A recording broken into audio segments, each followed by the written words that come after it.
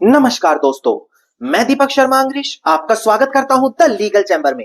अब दोस्तों, आज की वीडियो में मैं ऑनरेबल सुप्रीम कोर्ट का जो एक काफी बड़ा निर्णय आया है उसके ऊपर चर्चा करने वाला हूं। और आज की वीडियो में हम बात करेंगे कि अगर कोर्ट केस के दौरान बीच में ही प्रॉपर्टी को बेच दिया जाता है, जो अक्सर कई बार देखने को मिलता है कि कोर्ट में जमीन पर कोई विवाद चल रहा है, केस चल रहा है और केस के बीच में किसी तीसरी पार्टी को जमीन ही बेच दी गई। अब ऐसी कंडीशन में क्या होगा? क्या वो जो जमीन बेची गई है उसको कानूनी तौर पर अवैध माना जाएगा, या फिर जो संपत्ति का खरीदार है कोर्ट उसकी सुनवाई करेगा अगर वो ये कहता है कि मेरे साथ तो धोखाधड़ी की गई है, मुझे इसकी जानकारी ही नहीं थी। अब आज की वीडियो में मैं आपको ये सारी की सारी चीजें डिटेल में समझाने वाला हूं। कानूनी प्रावधान क्या कहते हैं, ऑनरेबल सुप्रीम कोर्ट का जो निर्णय आया है वो क्या कहता है, और यहां पर आपको हर एक जानकारी बड़ी डिटेल में दी जाएगी। अब दोस्तों, अगर आप लोगों को हमारी ये वीडियोस अच्छी लगती हैं, अगर आप लोगों को लीगल चैम्बर टीम से किए गए एफर्ट्स अच्छे लगते हैं, तो बिल्कुल छोटा सा अनुरोध है, इस वीडियो को लाइक जरूर करें और कमेंट सेक्शन में जरूर लिखें कि देश और दुनिया के किस कोने से आप हमारी ये वीडियोस देख रहे हैं। तो चलिए दोस्तों, अब आज की इस वीडियो को हम ज्यादा लंबा ना करते हुए आज की इस वीडियो को स्टार्ट करते हैं।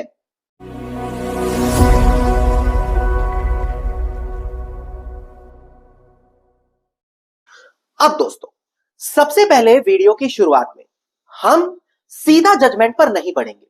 पहले कुछ कानूनी प्रावधान आपको समझाऊंगा, इसके बाद आपको एनालाइज करना पड़ेगा कि किस तरीके से आपको वहां पर चीजों को देखना होता है। देखिए, यह बात हम सभी लोग जानते हैं कि आजकल हर एक व्यक्ति प्रॉपर्टी को खरीद या बेच रहा है।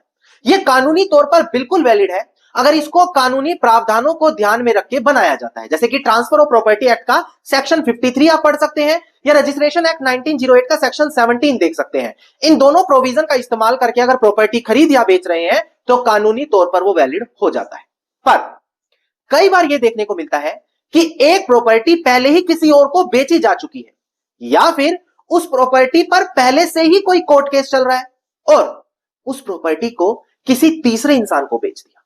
अब यहां पर कानूनी प्रावधान क्या कहता है? क्या इस प्रकार से जो संपत्ति बेची गई है उसको अवैध माना जाएगा? क्या इस प्रकार से जो संपत्ति बेची गई है उससे कोई फर्क नहीं पड़ेगा? देखिए, इसके लिए आपको ट्रांसफर ऑफ प्रॉपर्टी एक्ट का सेक्शन नंबर 52 पढ़ना पड़ेगा।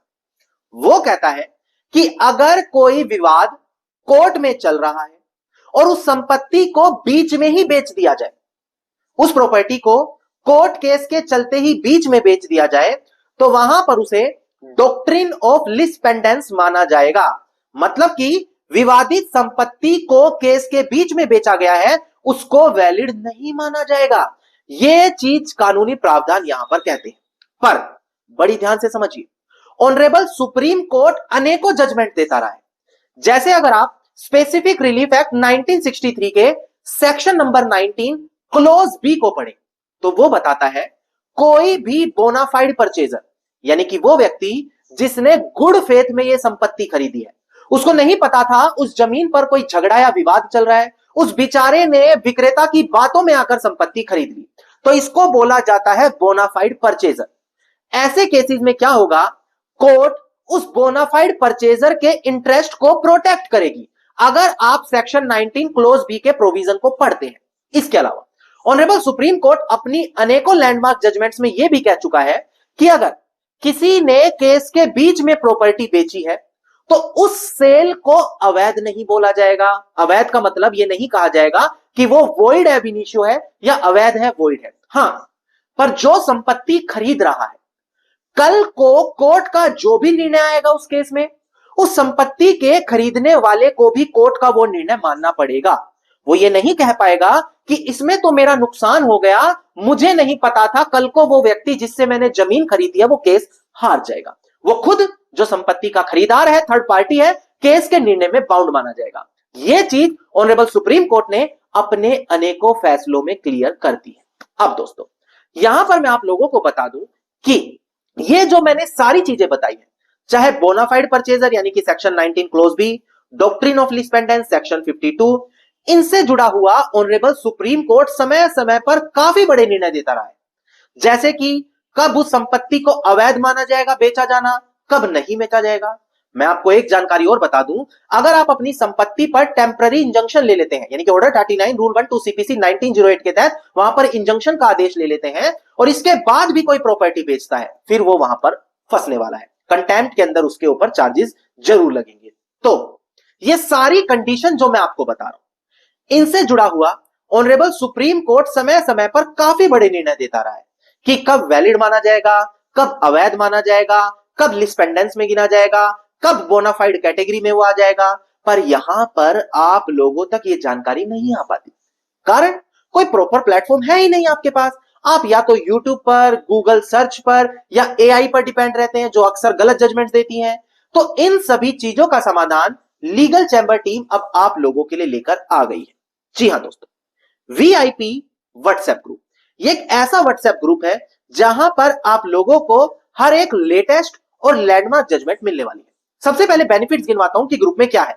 आपको लेटेस्ट जजमेंट मिलेंगी, लैंडमार्क जजमेंट मिलेगी, अगर आप अपने किसी स्पेसिफिक पॉइंट पर कोई जजमेंट पाना चाहते हैं तो वो आपको यहां पर मिलने वाली है।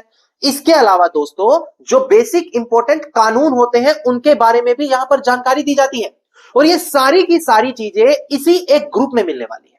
अब बड़ी ध्यान से समझे, अगर आप भी चाहे कोई लॉ स्टूडेंट है, एडवोकेट है, कॉमन इंसान है या एक ऐसे व्यक्ति हैं जिनका कोर्ट में केस चल रहा है, तो इस ग्रुप में ज्वाइन होकर ये सारे बेनिफिट्स आप यहां पर उठा सकते हैं। अब अगर आप इस ग्रुप से जुड़ना चाहते हैं तो मात्र 999 रुपए यानी कि 1000 रुपए इस ग्रुप की ज्वाइनिंग फीस है जो आपको पे करनी है। ग्रुप को ज्वाइन करने के बाद पूरे 1 साल के लिए आपको ये सारी सर्विसेज बिल्कुल फ्री मिलेगी, जिसे अगर आप कैलकुलेट करेंगे तो दिन के 2.5 रुपए बनते हैं और आप इतने सारे अनलिमिटेड बेनिफिट्स यहां पर उठा सकते हैं। अब अगर आप इस ग्रुप से जुड़ना चाहते हैं तो तुरंत वीडियो के डिस्क्रिप्शन में जाएं, वहां पर जाकर आप इस VIP ग्रुप में जुड़ सकते हैं। नाउ अब हम अपनी मेन वीडियो पर आगे बढ़ते हैं। जैसा कि मैंने आपको बताया, आज हम सेक्शन 19 क्लोज बी यानी कि बोनाफाइड परचेजर, सेक्शन 52 TPA यानी कि डॉक्ट्रिन ऑफ लीज पेंडेंस, इन सभी पॉइंट्स को कवर कर रहे हैं। अब इससे जुड़ा हुआ जो ऑनरेबल सुप्रीम कोर्ट का बिल्कुल लेटेस्ट निर्णय आया है उसके ऊपर हम चर्चा करते हैं। एक बार डिस्प्ले पर देखकर ध्यान दीजिएगा, आप एक काफी बड़ा फैसला केस टाइटल के साथ मैं आपको क्लियर करूंगा। देखिएगा दोस्तों, डिस्प्ले पर देखिए, केस टाइटल है अलका श्रीरंग चवन एंड अनदर, जो अपीलियंट है, versus Hemchandra Raja Ram Bhosale and other, जो यहां पर रिस्पोंडेंट है। इसका SLP सिविल नंबर है 27868 और 2025 और डेट ऑफ जजमेंट है हमारी यहां पर 12 जनवरी साल 2026। यानी कि इससे आप अंदाजा लगा सकते हैं कि बिल्कुल लेटेस्ट जजमेंट लीगल चैंबर आप लोगों के लिए लेकर आया है। अब डिस्प्ले पर देखकर ध्यान दें, जितने भी जरूरी पॉइंट्स है इस जजमेंट के मैं डिस्प्ले पर दिखाकर क्लियर करने वाला हूं।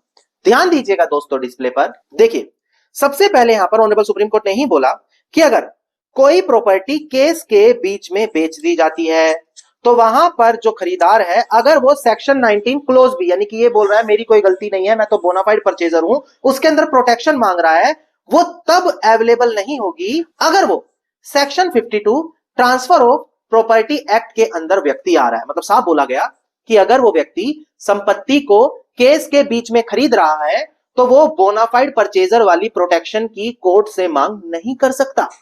इसके अलावा डिस्प्ले पर देखिएगा, यहां पर ऑनरेबल सुप्रीम कोर्ट ने बोला कि अगर कोई प्रोटेक्शन लेना भी चाहता है कि मैं तो बोनाफाइड परचेजर हूं, मेरी कोई गलती नहीं है इनमें, तो उसको ये 3 चीज शो करनी पड़ेगी। यानी कि पहला है परचेज फॉर वैल्यू, की वैल्यू के बदले में ही परचेज किया है, कंसिडरेशन है। बी है पेमेंट इन गुड फेथ, की गुड फेथ में मैंने पैसा भी दिया है, पेमेंट करिए, मुझे नहीं पता था कि यहां पर कोई कॉन्ट्रैक्ट या केस चल रहा है और यहां पर पहले से ही कोई कॉन्ट्रैक्ट है, एग्रीमेंट है, सेल डीड है, इसकी जानकारी यहां पर उसको नहीं थी। अब कई लोगों का कहना होता है सर केस तो डल गया था पर हमें कोई नोटिस नहीं मिला। कई लोगों का कहना होता है कि सर केस तो डाला था पर वो डिफेक्टिव केस था, मतलब वैलिड नहीं था, बाद में कैंसिल करके दूसरा डाला, क्या वहां भी लिस्पेंडेंस लगेगा? इसके लिए डिस्प्ले पर देखकर ध्यान दीजिएगा, यहां पर एक काफी बड़ी जजमेंट का रेफरेंस दिया गया। देखिएगा डिस्प्ले पर, केस टाइटल है MS Sidam Sethi infra project private limited versus Kata Sujata Reddy. यहां पर इन्होंने यही हेल्ड किया था कि देखो डॉक्ट्रिन ऑफ लिस्पेंडेंस वहां भी लागू होगी जब केस कोर्ट में डाल दिया गया, भले वो केस डिफेक्टेड है या फिर आपको उस केस के अभी तक नोटिस नहीं मिले हैं। मतलब इससे कोई लेना देना नहीं है कि आपको नोटिस मिला या नहीं मिला, आपको केस की जानकारी थी या नहीं थी। जैसे ही कोर्ट में केस डला उसके तुरंत बाद अगर आप बेच देते हैं तो वो डॉक्ट्रिन ऑफ लीज पेंडेंस में काउंट हो जाता है। यह चीज यहां पर ऑनरेबल सुप्रीम कोर्ट ने क्लियर की है। धन्यवाद दोस्तों। उम्मीद करता हूं वीडियो में मिली जानकारी आप लोगों के लिए बेहद ज्यादा लाभदायक साबित होगी। वीडियो में मिली जानकारी अगर आपको अच्छी लगी तो वीडियो को लाइक, शेयर और कमेंट जरूर कीजिएगा। वीडियो से जुड़ा अगर आपका कोई क्वेश्चन है तो मुझे आप कमेंट सेक्शन में जरूर लिखिए। इसके अलावा वीडियो में बताई गई जजमेंट या अगर आप किसी दूसरे टॉपिक पर जजमेंट पाना चाहते हैं तो वीडियो के डिस्क्रिप्शन में वीआईपी ग्रुप का नंबर है, वहां पर जाकर ग्रुप को ज्वाइन कर सकते हैं और जजमेंट्स की पीडीएफ कॉपी एक्सप्लेनेशन ले सकते हैं।